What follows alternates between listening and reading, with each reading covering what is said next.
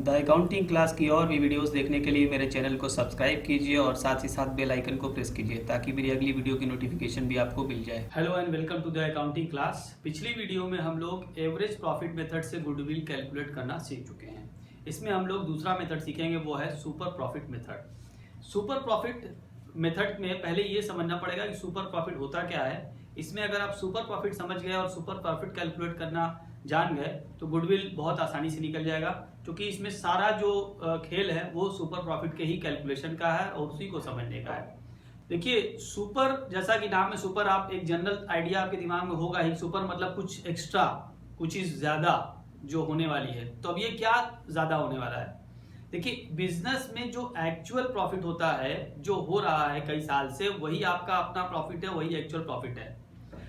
अब ये प्रॉफिट आपका कभी कभी ज्यादा हो जाता है। किससे ज्यादा हो जाता है? एक्सपेक्टेड प्रॉफिट से या नॉर्मल प्रॉफिट से। अब यहाँ पर एक दूसरी बात आ गई, नॉर्मल प्रॉफिट। ये नॉर्मल प्रॉफिट क्या है? ये जो नॉर्मल प्रॉफिट मैं यहाँ पे आपको बताने जा रहा हूँ, ये एक तरह का एक्सपेक्टेड प्रॉफिट है। मान लीजिए जिस चीज का आप बिजनेस कर रहे हैं और जितनी कैपिटल आपने बिजनेस में लगाई है, उतनी ही कैपिटल लगा करके कोई एक दूसरा बिजनेस भी है और उसी चीज का बिजनेस है जिस चीज का आप बिजनेस कर रहे हैं। तो दूसरा जो बिजनेस कर रहा है या उस तरह का और भी कई फर्में हैं जो बिजनेस कर रही हैं, उतनी कैपिटल लगा करके उनका क्या रिटर्न आ रहा है, उनको क्या प्रॉफिट आ रहा है। तो मान लीजिए कि उनको 10% प्रॉफिट आ रहा है उनकी कैपिटल पर, तो आपको भी ये उम्मीद करनी चाहिए कि आपके बिजनेस पर भी 10% प्रॉफिट मिलना चाहिए।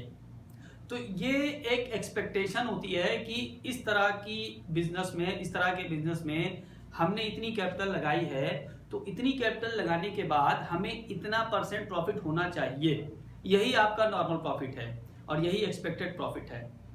ठीक है, अभी तक जो हम नॉर्मल प्रॉफिट की बात कर रहे थे, देखिए नॉर्मलिटी दो तरह से होती है।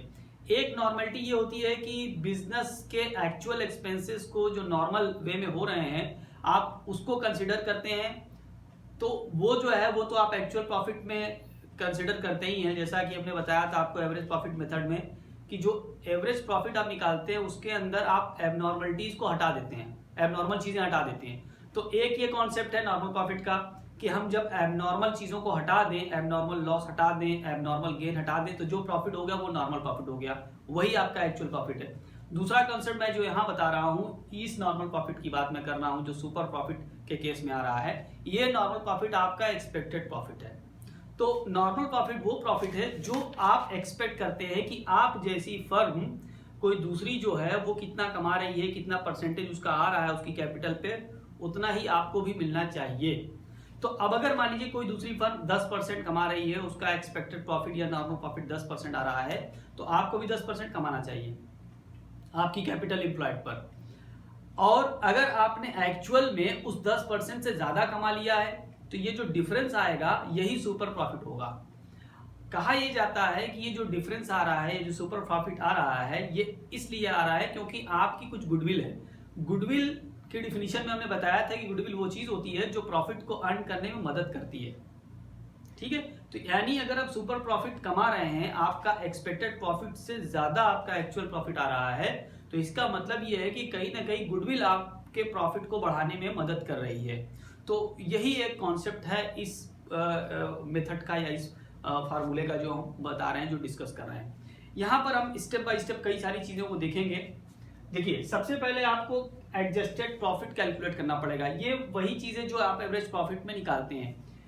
एक्चुअल में हर साल का प्रॉफिट आपके दिया होता है, जितने साल का आपको एवरेज प्रॉफिट निकालना है, उस हर साल के प्रॉफिट को पहले आपको तो एडजस्ट करना पड़ेगा। यानी एडजस्ट करने का मतलब वही कि एबनॉर्मल चीजों को हटाना पड़ेगा, जो आप एवरेज प्रॉफिट मेथड में भी करते आए हैं। तो एडजस्ट करने के लिए आपको एबनॉर्मल लॉस को ऐड करना होगा और एबनॉर्मल गेन को माइनस करना पड़ेगा। इसको पिछले वाले मेथड में बताया जा चुका है। तो ये वही चीज है। हर साल का जब प्रॉफिट एडजस्ट हो जाएगा तो आपको फिर उसका एवरेज निकालना पड़ेगा। मान लीजिए 5 साल का आपको एडजस्टेड प्रॉफिट आपके पास है और 5 साल का एवरेज निकालना है, तो टोटल करके उसको 5 से डिवाइड कर देंगे, तो ये जो एडजस्टेड प्रॉफिट है उसका एवरेज निकल जाएगा। स्टेप 2, इसमें भी कोई प्रॉब्लम नहीं है। यहाँ तक बिल्कुल पिछले वाले फार्मूले, पिछले वाले मेथड की तरह है, एवरेज प्रॉफिट मेथड। अब आइए यहाँ पर स्टेप 3 में आपको थोड़ा सा नया चीज है, वो है कैलकुलेट नॉर्मल प्रॉफिट। अभी हमने आपको बताया कि नॉर्मल प्रॉफिट क्या होता है। नॉर्मल प्रॉफिट वो होता है जो आपके जैसा बिजनेस कोई दूसरा हो तो वो कितना प्रॉफिट अर्न कर रहा है अपनी कैपिटल पर, तो आपको भी उतना ही % प्रॉफिट अर्न करना चाहिए। अगर इसको हम इंग्लिश में डिफाइन करें तो when a similar type of business earns profit at a certain % of the capital employed, it is called normal rate of return. तो ये जो नॉर्मल प्रॉफिट आपको कैलकुलेट करना होगा, इसके लिए आपको दो चीज चाहिए होगी, एवरेज कैपिटल एम्प्लॉयड और नॉर्मल रेट ऑफ रिटर्न।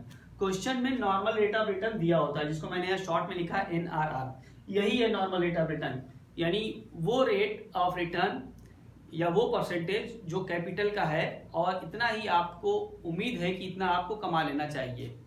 तो एवरेज कैपिटल एम्प्लॉयड और NRR। एवरेज कैपिटल एम्प्लॉयड कैसे निकलता है, अगर क्वेश्चन में दिया हुआ है तब तो ठीक है, नहीं दिया तो इसको आपको कैलकुलेट करना पड़ेगा। मैं इसी वीडियो में आपको आगे बता दूंगा कि एवरेज कैपिटल एम्प्लॉयड कैसे निकाली जाती है। दो तरीके से होती है। तो भाई आपको एवरेज कैपिटल एम्प्लॉयड मालूम होगा और NRR दिया होगा, चूंकि वो % में होता है इसलिए इसको अपॉन 100 किया गया है। अब आप ये निकाल चुके हैं, नॉर्मल प्रॉफिट आ गया। अब आप कैलकुलेट करेंगे सुपर प्रॉफिट। हमने आपको शुरू में बताया कि जो सुपर प्रॉफिट है वो आपका एक्चुअल प्रॉफिट जब नॉर्मल से ज्यादा होता है तो वो जो ज्यादा है, एक्सेस है, वही सुपर प्रॉफिट है। तो उसी को अगर हम फार्मूले में या इक्वेशन में पुट करेंगे तो ऐसा हो जाएगा, super profit is equal to adjusted average profit minus normal profit. Adjusted average profit आपने स्टेप 2 में निकाला है, ये इसमें से आपने स्टेप 3 में जो निकाला है ये नॉर्मल प्रॉफिट, ये माइनस कर देंगे तो आपका सुपर प्रॉफिट आ जाएगा। यानी स्टेप 2 माइनस स्टेप 3, ये हो गया स्टेप 4। अब जब सुपर प्रॉफिट आ गया है तो फिर इसके बाद बिल्कुल काम आसान हो गया है। अब सिर्फ आपका आखिरी स्टेप है जिसमें गुडविल कैलकुलेट करनी है। Goodwill is equal to super profit into number of years purchase या परचेज ईयर। तो जो सुपर प्रॉफिट है कितने साल के नंबर ऑफ परचेज ईयर से मल्टीप्लाई करके निकालना है, वो क्वेश्चन में दिया होगा, उससे मल्टीप्लाई कर दीजिए, बिल्कुल आ जाएगा। नॉर्मल प्रॉफिट निकालने के लिए आपको कैपिटल एम्प्लॉयड और नॉर्मल रेट ऑफ रिटर्न पता होना चाहिए। ये दोनों चीजों को मैं 1 बाय 1 करके बता देता हूँ। नॉर्मल रेट ऑफ रिटर्न क्या है? Normal rate of return is the rate of return normally earned by other firms of similar size and nature. इसको मैं बता चुका हूँ, फिर भी मैंने इसको डिफाइन कर दिया है। अब यहाँ पर अगर इंडस्ट्री क्या होती है? इंडस्ट्री में एक जैसी फर्में होती हैं जो एक जैसा ही प्रोडक्ट बनाती है और बेचती हैं। तो कई सारी फर्में जो एक जैसा ही प्रोडक्ट बना रही हैं और बेच रही हैं और उनकी कैपिटल भी एक जैसी है, यानी इसको हमने कहा है कि same similar nature and similar size की बात भी है। तो एक जैसा इन्वेस्ट करके एक जैसा प्रोडक्ट को बना करके और उसको बेच करके उनका प्रॉफिट जो आ रहा है वही नॉर्मल रेट ऑफ रिटर्न होता है। इसके बाद दूसरी चीज है कैपिटल एम्प्लॉयड। कैपिटल एम्प्लॉयड दो तरीके से निकाली जाती है, लेकिन कैपिटल एम्प्लॉयड होता है क्या, इसको समझ लीजिए। Capital employed means the capital invested into the firm to carry on a business. Business को चलाने के लिए जो भी आपने पैसा लगाया है वो कैपिटल एम्प्लॉयड होता है। अब यहाँ पर कैपिटल एम्प्लॉयड, ये तो मैंने बता दिया सीधी सीधी बात, बिल्कुल सिंपल तरीके से। लेकिन जब आपके बैलेंस शीट दी होगी और उसमें से आपको कैपिटल एम्प्लॉयड निकालना होगा तो इसका फार्मूला है, ये दो तरीके से निकलता है। बैलेंस शीट में दो साइड होती है, एक लायबिलिटी होती है और एक एसेट साइड होती है। तो लायबिलिटी साइड की इंफॉर्मेशन से भी आप निकाल सकते हैं कैपिटल एम्प्लॉयड, और एसेट साइड के अप्रोच से भी निकाल सकते हैं। तो इसके दो अप्रोच होते हैं, एक होता है लायबिलिटी साइड अप्रोच और दूसरा होता है एसेट साइड अप्रोच। तो लायबिलिटी साइड अप्रोच अगर हम देखें तो इसका फार्मूला होता है कैपिटल प्लस रिजर्व। आप कैपिटल लेंगे, उसमें रिजर्व जोड़ेंगे, minus fictitious assets. Fictitious assets क्या होता है? वो एसेट्स जो कि एसेट्स नहीं है लेकिन उनको एसेट्स माना जा रहा है, जैसे preliminary expenses, underwriting commission, discount on issue of shares.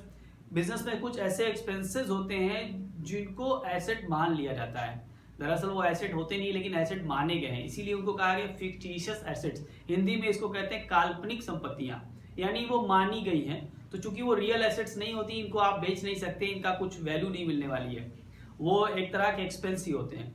तो उसको माइनस कर देंगे। तो capital plus reserve minus fictitious assets minus non trade investment. कोई इन्वेस्टमेंट ऐसा है जो आपके बिजनेस का नहीं है, उसको माइनस कर देंगे। तो ऐसा करेंगे तो आपके पास जो अमाउंट आएगा वो होगा कैपिटल एम्प्लॉयड। ये तो रहा लायबिलिटी साइड का अप्रोच।